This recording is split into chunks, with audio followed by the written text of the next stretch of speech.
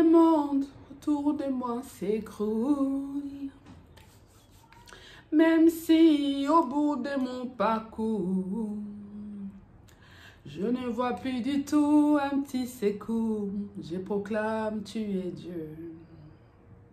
Car je n'ai pas besoin de voir pour croire.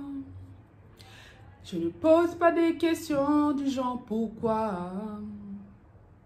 Je sais que tu ne dépendras jamais du temps. Je proclame tu es Dieu. Même si les hommes n'arrivent plus à chanter ta louange, chants d'oiseaux s'élèveront vers toi. Même si les hommes n'arrivent plus à chanter ta louange, les pierres s'élèveront pour s'acclamer. Les temps peuvent s'arrêter, les étoiles tombent du ciel. Tu es Dieu, ton règne n'a pas de fin.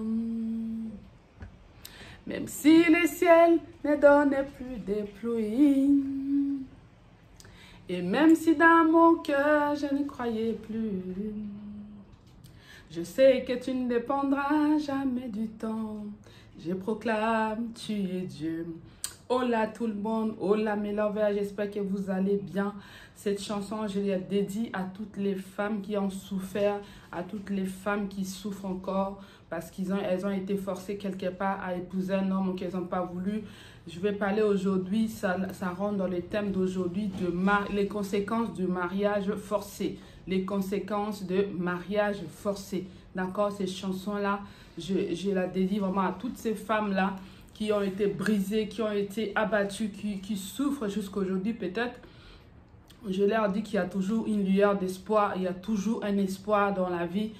Croire en Jésus, c'est lui le restaurateur de cœurs brisés.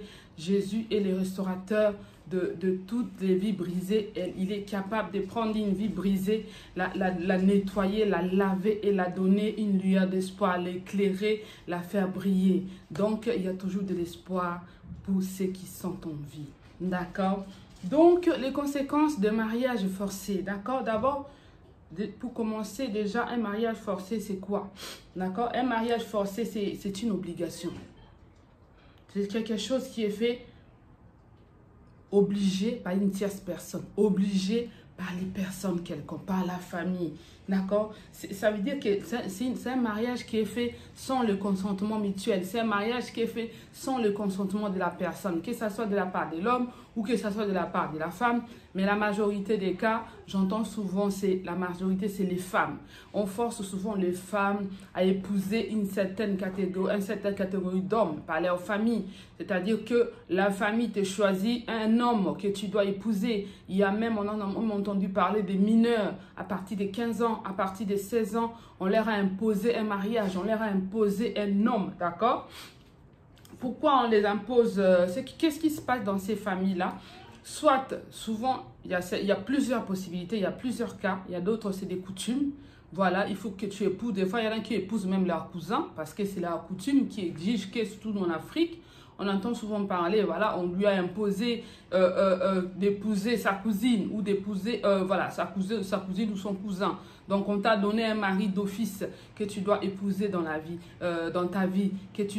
En fait, tu n'as pas le droit de refuser parce que c'est la coutume, parce que c'est comme ça. Tu es obligé de t'incliner sous la coutume, sinon il y aura des conséquences néfastes. Et les gens vont accepter la décision que la famille leur impose parce qu'elles n'ont pas d'autre alternative. On leur impose, c'est comme ça, c'est ainsi. D'accord? Il y a aussi d'autres possibilités aussi. C'est aussi parce que la famille est dans la pauvreté, par exemple. La famille est pauvre et une tierce personne, bon là, les familles, ils disent, bon là, telle ou l'autre famille, c'est des familles, c'est une bonne famille, c'est des familles riches. Vous allez voir que l'homme qu'on va imposer à la femme, l'homme, il est d'abord âgé. Il est d'abord âgé. L'homme peut être riche, bien sûr, mais il est âgé par rapport à la femme, par rapport à leur fille. L'homme peut être âgé. Il peut être aussi un homme marié déjà, qui est déjà polygame, qui a déjà 5-6 femmes. Mais la famille impose quand même à leur fille d'aller épouser cet homme-là parce qu'il est riche et qu'au travers de cet homme-là, il va aider la famille, il va secourir la famille Et vous allez voir, peu importe l'âge de l'enfant, si le monsieur lui-même fait le choix de la femme, ça dit qu'il a pointé du doigt une femme dans cette famille-là, que la femme soit mineure ou majeure, la famille est obligée de donner à cet homme-là, cette femme-là pour épouse. D'accord? Donc, il y a plusieurs raisons. Comme j'ai dit, ça peut être coutume, parce que ça peut être aussi la famille riche, d'accord? Et des fois, la pauvreté aussi, pour amener un patrimoine dans la famille qui est pauvre. C'est un peu ça. Et on n'a pas le droit de refuser parce qu'on va déshonorer sa famille, parce qu'on va faire honte à sa famille. Et les femmes acceptent malgré elles et elles souffrent. D'accord? Parce que là, on a bafoué ce qu'on dit, l'estime de soi. On a bafoué, c'est-à-dire que ta volonté à toi, elle n'est pas reconnue. Ta volonté à toi, elle est bafouée. C'est-à-dire que ton choix à toi, elle est bafouée. Tu n'as pas le droit de dire ton dernier mot. Tu n'as pas le droit de dire ce que toi tu penses. Tu n'as pas le droit de refuser. Ça, c'est horrible. C'est horrible. Le mariage est une institution divine. Le mariage, c'est quelque chose de bon, c'est quelque chose d'agréable. C'est Dieu qui a institué le mariage. C'est lui qui a fait pour représenter. Le mariage repose l'épouse du Christ. Quand il viendra chercher l'église, c'est ça. C'est une partie de... Le mariage représente Dieu. C'est une institution, c'est Dieu qui a représenté ça. Mais ces valeurs-là sont bafouées par nos familles qui imposent à leurs enfants, à leurs filles d'aller épouser un homme. C'est triste. C'est une triste réalité. C'est une triste réalité. D'accord? Parce que ce n'est pas ton consentement. Parce que tu ne donnes pas ton avis. Parce qu'on ne te demande pas ton avis. On t'impose. Et cette décision est catégorique par la famille. C'est comme ça. Et les femmes souffrent. D'accord? Les femmes souffrent. Et quel genre de mari aussi ces femmes-là peuvent tomber? Sous quel genre de personnes peuvent tomber? Les maris qu'on t'impose. Tu ne sais même pas son éducation. Tu ne sais même pas ce qui... La plupart des temps, la plupart des temps, en tout cas, de ce que moi j'ai entendu comme témoignage jusque-là, la majorité, c'est des hommes qui sont barbares. Ce sont des hommes barbares qui battent ces femmes-là. D'accord? C'est des hommes qui ne respectent même pas ces femmes-là, qui ne les considèrent même pas. La majorité des cas, c'est des femmes, des hommes qui sont barbares. Des hommes qui sont... C'est peut-être qu'il y a une minorité, hein, mais les décès que j'ai entendus jusque-là, des femmes, des témoignages, ces hommes-là les ont traumatisés. D'accord? Ces hommes-là les ont traumatisés. Parce que tu es comme une chose. On te prend, on te jette. C'est comme si on te jetait dans la... On te jetait dans la jungle, en fait. Ah, mes écouteurs, là, où est-ce que tu te barres? Tu vas où? Hein? Mes écouteurs sont en train de se barrer. Bon, je vais la mettre sous ma robe. Voilà, comme ça, ça... Voilà, en fait, tu es comme une chose, en fait, et tu n'es plus... Tu n'as pas de valeur. Tu es considéré comme un objet. Du coup, cet homme-là... il fait d'un objet ce qu'il veut. Parce que tu n'as pas... Il t'a pas... Voilà, comment dirais-je? Il t'a pas... Bon, il t'a choisi par force parce que c'est comme ça. Mais ce n'était pas voulu, en fait. Ta famille te l'ont donné. Ils te l'ont donné comme une chose. Tu es considéré comme une chose. Ta valeur en tant que femme, en tant que femme, elle n'y est pas. C'est même envie-là, c'est même joie-là, même où la femme est contente quand elle se marie, tu n'as pas cette joie-là. Cette vie même heureuse-là que toi, tu peux espérer à partager avec l'homme qui va t'épouser, qui va partager avec toi, en fait, tu n'as pas ça. Parce que tu es comme une chose qu'on a jetée, tu es comme un animal qu'on a jeté dans la jungle. Oui, je peux appeler ça comme ça. C'est-à-dire que la jungle, la brousse, on te prend, on te met parmi les autres animaux. Tu es considéré un peu comme ça. En fait, ta valeur, elle est bafouée. La valeur du mariage, les valeurs du mariage sont bafouées. Tu vas tomber sur un homme même violent qui va commencer à te battre. Un homme qui va commencer à t'insulter. Un homme qui va commencer à te maltraiter dans les mariages. Un polygame. Un pervers narcissique, sans éducation. Âgé, plus âgé que toi. tu ne peux pas être heureux dans ces mariages-là. Tu ne peux pas vivre le bonheur du mariage dans ces contextes-là. Et beaucoup de femmes en souffrent. Beaucoup de femmes en souffrent. Et nous allons voir aujourd'hui les conséquences de cette souffrance, les conséquences de ces mariages-là, les conséquences de ces choix que les familles choisissent pour leurs filles. La question que je me pose vraiment, est-ce que cette famille-là, elles aiment même leurs filles? Ton enfant que tu as mis au monde, ton enfant que... Ton sang, est-ce que tu peux le donner comme ça à quelqu'un sans que la personne la valorise, sans que la personne lui donne la valeur qu'il faut? Le mariage doit être honoré de tous. Mais où est l'honneur d'une femme? Où est l'honneur de cette femme qui a été donnée comme un objet? Où est son honneur dans ça? Où est l'honneur d'une femme qui a été jetée dans un mariage, où un homme polygame, il a au moins 17, 20 femmes, je ne sais pas quoi. Où est l'honneur de cette femme-là? Son honneur est bafoué. Son honneur est mis de côté. Quelles sont les conséquences maintenant de ce mariage-là? Il y a bien des conséquences, mes lovers. Il y a bien des conséquences graves. Sous ce genre de mariage, sous ce genre de forçage, de l'union qu'on impose aux femmes. Je ne sais pas, pour les hommes, je pense que les hommes, je vous donnerai aussi une anecdote, je pense que les hommes pourraient peut-être ça. Je ne sais pas comment ils le sont aussi, mais je pense que ça dépend d'une personne à une autre. Mais ça a aussi des conséquences aussi pour les hommes, je pense. Il y a aussi des conséquences, mais les femmes sont souvent fragiles.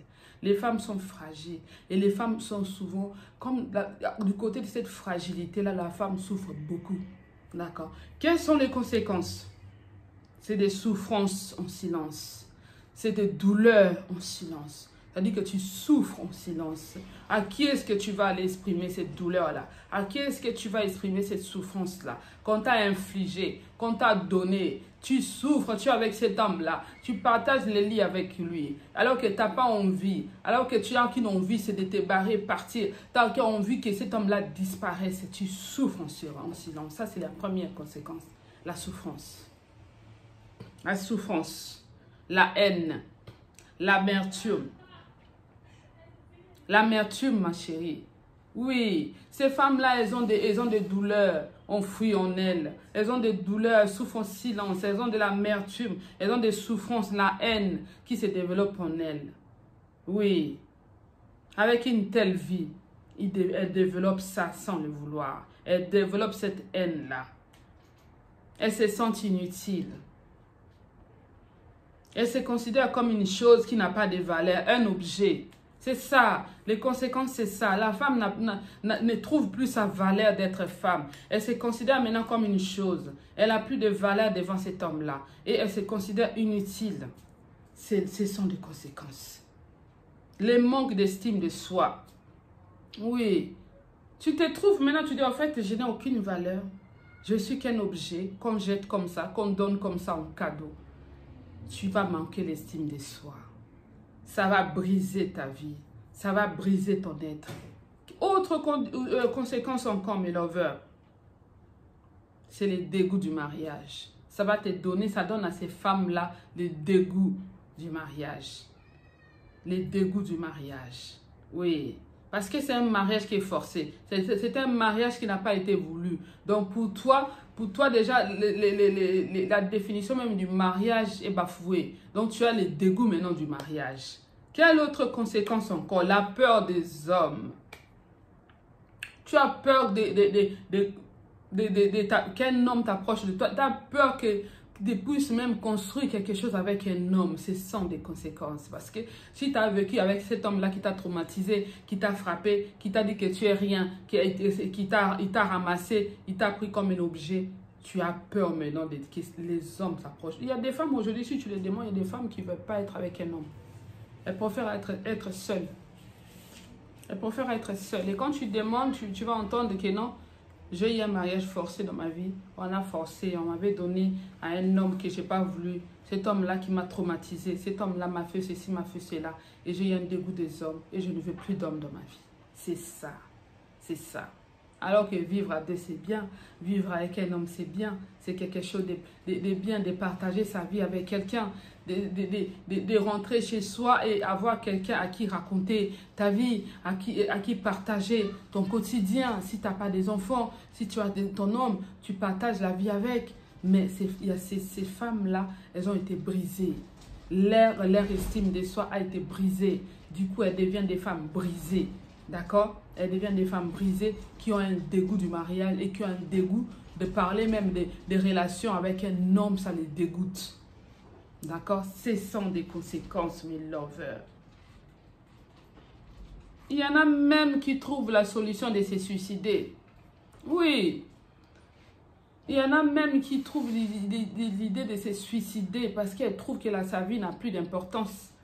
Sa vie n'a plus de valeur d'y vivre. Elle peut faire mettre fin à sa vie. Il y en a qui pensent au suicide. Oui, mes lovers. Il y en a qui pensent au suicide. Il y en a qui pensent au suicide. Il y en a qui pensent même à l'empoisonnement de cet homme-là. Oui, il y a des femmes qui peuvent même empoisonner cet homme comme ça. Il meurt et que comme ça, les problèmes est réglé, ma vie est libérée. C'est ça les conséquences. Vous voyez à quel point ce genre de mariage peut naître des choses incroyables dans la vie des femmes. D'accord? Ça peut naître ce genre de choses. Pour les hommes, j'ai déjà une anecdote, j'ai déjà entendu un homme, enfin, on m'a raconté une histoire un jour. Ça s'est passé ici en Europe, un homme qui vivait avec sa femme. Et puis en Afrique, il y avait son grand frère qui était décédé, qui a laissé une femme avec les enfants. Et dans la coutume, dans la famille de cet homme-là, on impose même à cet homme-là d'aller prendre la femme qui était à son petit frère, enfin son grand frère, de l'épouser et de les ramener ici en Europe avec les deux enfants que les deux femmes, grands frères a laissés. Et les maris a décidé, il a accepté sans aucun problème. Il est parti, il a fait des démarches, et il a pris la femme de son grand frère et il l'a ramené ici en Europe avec ses deux enfants. Et il en a informé à sa femme. Et là, il a dit à sa femme que non, c'est notre coutume, tu es obligé de l'accepter. Oui. Je pense que la manière de considérer la chose pour les hommes, ça peut être... Après, ça dépend de l'éducation, ça dépend des personnes. Il y a certains hommes peut-être qui trouvent que c'est bien avoir deux femmes, voilà, c'est tout à leur honneur, c'est tout à leur avantage. Mais nous, les femmes, on est très sensibles et je pense que ça joue beaucoup à notre sensibilité, à notre façon de voir les choses. Et puis d'autres hommes aussi, je pense qu'en étant jeune, il y a aussi des parents qui donnent aussi des femmes à leur fils. Voilà, tu vas épouser cette jeune femme-là parce que on va même les chercher du village, on va chercher ces femmes au village et on va imposer au garçon d'épouser la femme. Et des fois, les garçons, ils acceptent par contrainte aussi, pareil, il accepte. Mais vous allez voir qu'il ne va pas rester fidèle à cette femme-là. Il va commencer à aller voir ailleurs. Ça va créer en lui aussi un homme infidèle qui n'était peut-être pas, qui voulait peut-être pas être comme ça. Mais puisqu'on lui a imposé une femme que lui-même n'a pas choisie, ben, il faut bien qu'il choisisse une femme qui va lui faire un boum au cœur, une femme que lui va choisir. Du coup, ça va créer l'infidélité dans la vie de cet homme-là. Il va commencer à être un homme un peu papillon, un homme volatile, un homme qui va à gauche, à droite. C'est pour ça, moi je dis toujours, derrière des actions, derrière des réactions, il y a une histoire derrière. Quand tu vois quelqu'un agir d'une certaine manière, il faut chercher à comprendre l'histoire de cette personne-là. Pourquoi elle est comme ça? C'est vrai? Pourquoi elle est comme ça? C'est ça. Pourquoi elle est comme ça ou pourquoi il est comme ça? Derrière ces réactions, derrière ces attitudes-là, il y a une force maléfique peut-être. Je parlerai aussi d'un autre sujet, on parlera une autre fois des liens familiaux. Oui, des liens familiaux aussi, ça nous emmène aussi dans des destructions de vie. J'en parlerai un jour, je vais prier le Seigneur qui m'inspire sur les sujets et je parlerai sur ça. Des liens de famille contribuent à la destruction de nos mariages. C'est vrai, ce sont des choses qui sont vraies et réelles, qu'il faut les savoir. Et dans certaines attitudes des personnes, dans certaines vies des gens, toi qui as l'habitude de juger les gens, toi qui as l'habitude de critiquer les gens, parce que la personne elle a fait ceci, parce que la personne elle a fait ceci, tu ne connais pas l'histoire de cette personne-là. Tu ne connais pas l'histoire de sa famille. Tu ne sais pas ce qui lui est arrivé dans sa famille pour qu'elle agisse comme ça, pour qu'il agisse comme ça. Vous ne savez pas ce que cette personne-là endure, ce que sa famille lui a imposé. Vous ne savez pas. Donc, moi, comme conseil, vraiment, il ne faut pas juger les gens sans connaître leur histoire. Méfions-nous des jugements. Méfions-nous des jugements. Posons des questions.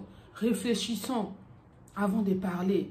Posons-nous des bonnes questions de savoir le comment et le pourquoi. Voilà mes lovers. Si tu es encore nouveau, tu n'es pas encore abonné à ma chaîne, abonne-toi à ma chaîne sous s'abonner et appuie sur la cloche de notification pour recevoir mes vidéos à chaque fois que je vais les poster. Si tu veux aussi me suivre dans les réseaux sociaux, je suis sur Instagram au nom de Delphine Efanga. Je suis sur Facebook au nom de Delphine Efanga. Et tu peux aussi me contacter par mail delphine.kidstv@gmail.com. Si tu veux commander les produits d'aloe vera qui fait du bien, qui nous rajeunit, qui nous fait vraiment énormément du bien, contacte-moi sur les numéros 0033 7 68 63 13 13 ou sur WhatsApp pour avoir des informations comment commander ces produits. Voilà, je mettrai tout sur la barre de description. Je vous dis, si tu as aimé la vidéo, laisse-moi un commentaire sur les sujets. Si toi, tu connais d'autres conséquences sur les mariages forcés, mets-les-moi sur les commentaires pour que nous puissions partager. Laisse-moi un like, partage et abonne-toi si ce n'est pas encore le cas. Et moi, je vous dis donc à très bientôt pour de nouvelles vidéos. Vamos! Ciao, ciao!